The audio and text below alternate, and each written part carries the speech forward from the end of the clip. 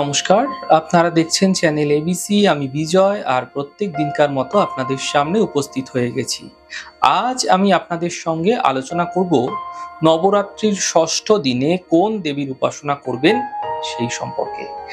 দেখুন, নবরাত্রির ষষ্ঠ দিনে মাতা কাত্যায়নী দেবীর পুজো হয়ে থাকে। তাই আজ আমরা কাত্যায়নী দেবী সম্পর্কে জানব। দেখুন, এখানে কাত্যায়নী যে মুনি ছিল, সেই মুনির আশ্রমে দেবতাদের কার্যসিদ্ধির জন্য, দেবতারা যখন কার্যসিদ্ধি করতে চেয়েছিল, সেই সময় মুনিকন্যা রূপে আবির্ভূত হয়েছিলেন দেবী। তাই তার নাম দেওয়া হয়েছে কাত্যায়নী দেবী। বুঝতেই পারছেন কাত্যায়নী নামটা কোথা থেকে এসছে। কাত্যায়ন মুনির আশ্রমে যেহেতু দেবতারা সাধনা করেছিলেন, সেখান থেকে।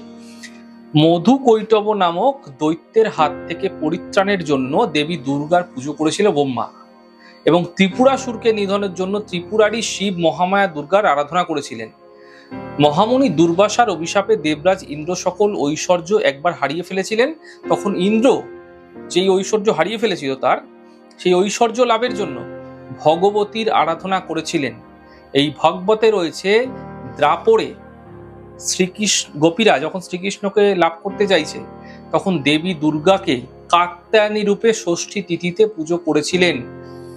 তাই দেবীর আশীর্বাদ সকল গোপীরাই কিন্তু শ্রীকৃষ্ণকে প্রতিরূপে লাভ করেছিলেন।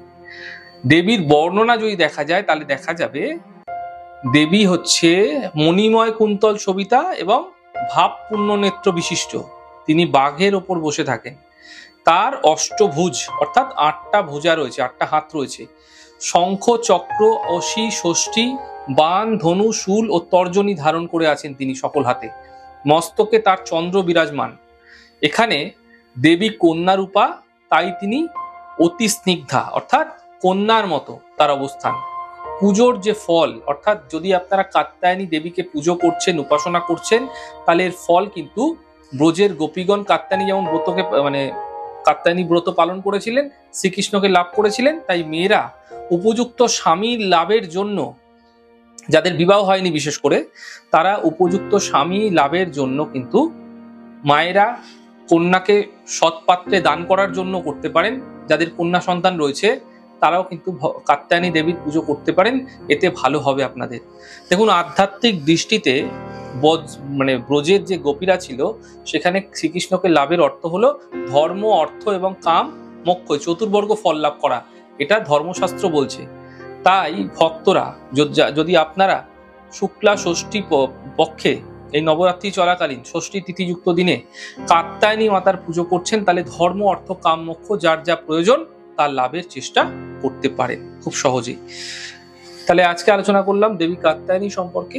আগামী দিনেও আলোচনা করব, আলোচনা চলতে থাকবে।